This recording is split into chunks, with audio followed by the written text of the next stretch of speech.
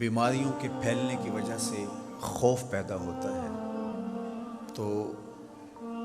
بشری کمزوریوں کی وجہ سے ہم لوگ بہت زیادہ متاثر ہوتے ہیں۔ تو اس بارے میں امام غزالی علیہ رحمہ نے لکھا ہے کہ لوگوں میں دو طرح کا موت کا خوف پایا جاتا ہے۔ کچھ لوگ موت سے اس لیے ڈرتے ہیں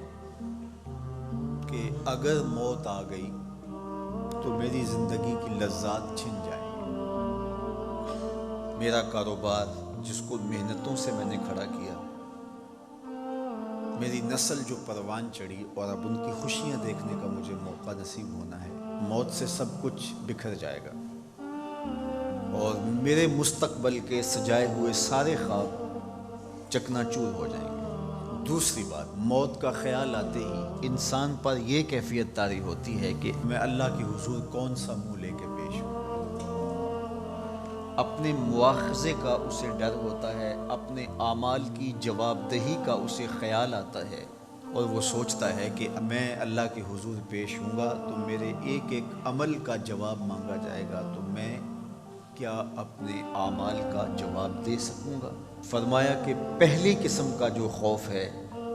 وہ حسرت دنیا بڑھاتا ہے، حسرت زر بڑھاتا ہے، جس کے نتیجے میں ان حالات کے اندر بھی لوگ ذخیرہ اندوزی کر رہے ہوتے ہیں اور مال لوٹنے کے چکر میں ہوتے ہیں،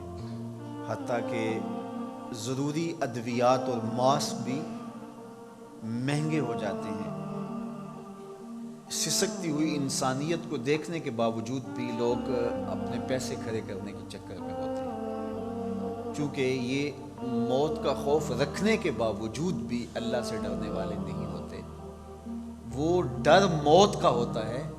کہ اگر موت آ گئی تو میرے بچوں کا کیا بنے گا، تو میں ان کے لیے زیادہ سے زیادہ جمع کر جاؤں، یا کساد بازاری ہو جائے گی، حالات کیسے ہو جائیں، کاروبار تو میں جتنا کما سکوں میں کما لوں، یہ مجھے موقع ہاتھ آیا ہے۔ تو موت کا یہ خوف نامحمود ہے۔ لیکن دوسری جانب جب موت کا اس طرح کا خوف بندے کے دل میں پیدا ہوتا ہے کہ میری تو کتنی نمازیں ہیں جو میرے ذمے باقی ہیں،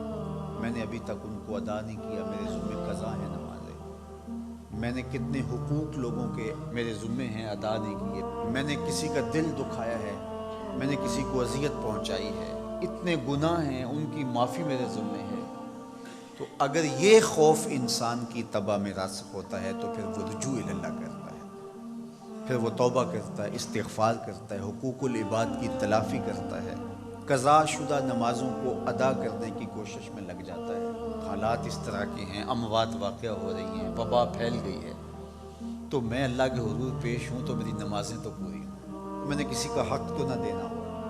کسی کا دل تو میں نے نہ دکھایا ہو، میں معذرت کر لوں، معافی مانگ لوں۔ اس خیال سے وہ پھر ڈرتا ہے۔ اصل اس کا یہ ڈرنا موت سے ڈرنا نہیں ہے، اللہ سے ڈرنا ہے، اور یہ چیز اس کو توبہ کی دہلیز پہ لے کے آتی ہے۔ یہ چیز خوف خدا اور خشیت الہی کے اضافے کا سبب بنتی ہے، یہ چیز اس کے اندر رقت پیدا کرتی ہے، اور پھر وہ انسانیت کے لیے بھی ہمدرد بن جاتا ہے، لوگوں کے لیے بھی نافع بن جاتا ہے۔ وہ اپنے اطراف میں پھیلے ہوئے درد اور دکھ سمیٹنا شروع کر دیتا ہے، اور لوگوں کے لیے اس کا وجود ضرر کا سبب نہیں، نفع کا سبب بن جاتا ہے، اور ایک صالح اور پاکیزہ معاشرہ تشکیل پانے لگ جاتا ہے۔ اگر اس کی قسمت میں موت لکھی ہے تو وہ سرخرو ہو کے جاتا ہے، اور اگر اس کی قسمت میں زندگی لکھی ہے تو وہ اس بھٹی سے گزرنے کے بعد ایک صالح انسان بن کے باہر نکلتا ہے۔ اب میں اور آپ اپنا جائزہ ان حالات میں لیں کہ ایک دھڑکا سا جو لگ گیا ہے تو وہ دھڑکا کس اعتبار سے ہے؟ کیا وہ اپنی لذات کے چھن جانے کا خوف ہے یا اللہ کے حضور پیشی کا ڈر ہے؟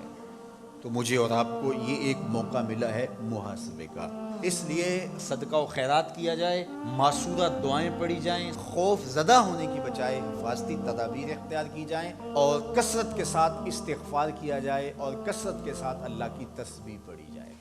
تو انشاءاللہ اللہ ہماری حفاظت فرمائے۔